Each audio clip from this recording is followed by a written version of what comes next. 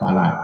জিয়া রহমান যেমন রণাঙ্গন ছেড়ে পালায় নাই, খালেদা যেমন রণাঙ্গন ছেড়ে পালায় নাই, খালেদা যেমন সকল ষড়যন্ত্রের কাছে মাথা উঁচু করে দৃঢ় প্রত্যয়ের সাথে আন্দোলন সংগ্রামে নেতৃত্ব দিয়ে গেছেন। সেই কারণেই আমরা এত শক্তি পেয়েছি।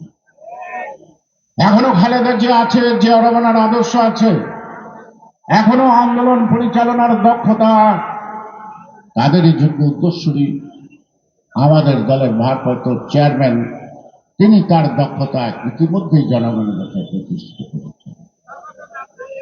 হয়তোবা 1 বছর আগে 1.5 বছর আগে তারেক রহমান বিএনপির শুধু ভারপ্রাপ্ত চেয়ারম্যান ছিল, এখন আমার মনে হয় বিএনপির সীমানা গণ্ডি পার হয়ে তারেক রহমান এখন জনগণের নেতা, দেশের নেতা, দেশের মানুষের আশা আকাঙ্ক্ষার ফল, সকলের প্রত্যাশা তারেক রহমানের নেতৃত্বেই শেষ যুদ্ধটা হবে, সেই ভোটের লড়াই হবে, সেই ভোটে একটা জনগণ কি জনগণের অর্থাৎ আপনারা আপনাদের সরকার প্রতিষ্ঠিত করবেন।